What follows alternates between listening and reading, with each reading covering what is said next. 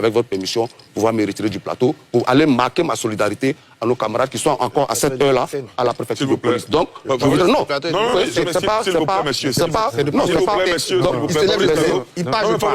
Non, mais c'est une fuite. S'il vous plaît. C'est de pas nous respecter. Il nous respecte. On est pour calmer. Vendredi, 3 autres cadres du PPACI ont été convoqués à la préfecture de police. Parmi ces cadres, il y avait le colonel Joël Keke, qui est en charge de la sécurité du PPACI, mais du Front commun, et qui était le principal interlocuteur des forces de défense et de sécurité dans le cadre de l'organisation de cette manifestation-là. Figurez-vous qu'il a été gardé à la préfecture de police jusqu'au lendemain à 10h, le samedi à 10h. C'est-à-dire que quand nous sommes arrivés le samedi matin, nos camarades qui avaient été commis à la sécurité n'avaient pas d'interlocuteur. Ils ne savaient pas à qui s'adresser pour recevoir les instructions. Même les forces de défense, parce que c'est lui qui avait fait tout le travail technique avec les forces de défense. On ne savait pas à quoi s'entendre. Tout cela laissait penser qu'on voudrait qu'il y ait du grabuge à cette manifestation pour faire payer cela aux organisateurs. En dépit de tout ça, nos camarades sont restés mobilisés. Et la manifestation s'est déroulée dans un esprit bon enfant. Ces messieurs que vous voyez, ce sont des hommes politiques. Et quand je dénonce ce qui se passe aujourd'hui, nous ne demandons pas de faveur. Nous souhaitons simplement que les droits de nos camarades soient respectés. Monsieur Dirassouba, figurez-vous, j'ai entendu ici le procureur parler, mais nos camarades qui ont été arrêtés dans le cadre de l'enquête sur le bus, on ne sait même pas où ils sont détenus. Personne n'a pu les rencontrer jusqu'à ce jour, ni leur famille, ni leurs avocats. C'est à la télé qu'on les a vus dans une sorte de justice spectacle. Et après, on interroge nos camarades de la préfecture de police et on les met en face des déclarations que ces individus-là auraient faites. Mais ils étaient interrogés en l'absence. Au niveau du PPACI, nous avons les avocats du parti. Donc ces militants ne peuvent pas récuser les avocats du parti. Parce que quand on arrête quelqu'un, il y a une constitution d'avocats qui s'est faite.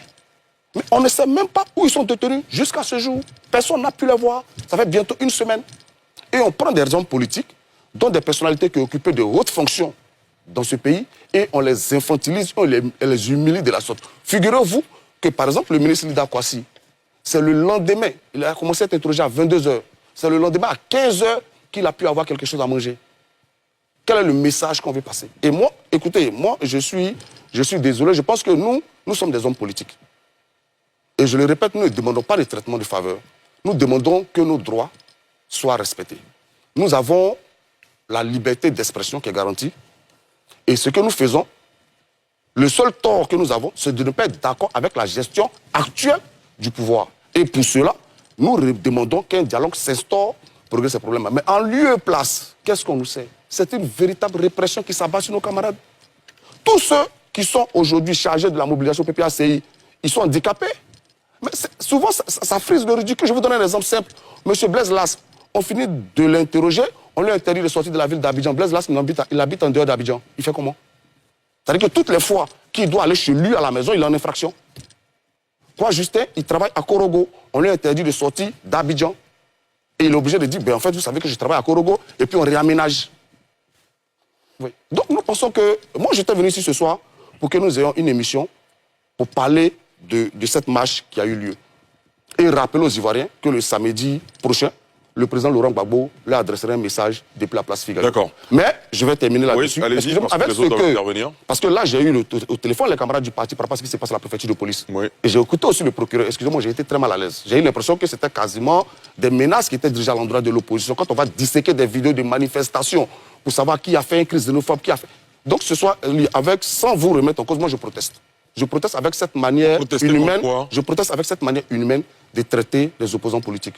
Je proteste contre cette manière cavalière de vouloir nous humilier parce que nous avons le tort de ne pas être d'accord avec le parti au pouvoir. Mais je rappelle aussi que le samedi 9, nous continuons de nous battre. Et j'étais venu ici pour débattre, comme je le disais, mais avec tout ce qui se passe aujourd'hui, je ne suis même plus confortable avec l'idée de continuer ce débat-là. Parce que qu'est-ce que je pourrais dire ici qui ne pourrait pas m'être imputé à la sortie de l'émission? Donc, allez, sans vous remettre en cause, sans remettre en cause NCI, mais je voudrais, avec votre permission, en signe de protestation contre l'acharnement qui s'abat sur l'opposition ivoirienne, c'est-à-dire le PDCI et le PPACI, et tous ceux qui ne sont pas d'accord avec le 4e mandat, je voudrais, avec votre permission, pouvoir me retirer du plateau pour aller marquer ma solidarité à nos camarades qui sont encore à cette heure-là à la préfecture de police. Donc, non, c'est pas, monsieur. C'est pas, non, c'est pas, monsieur.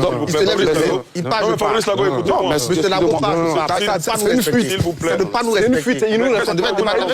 Vous vous calmez.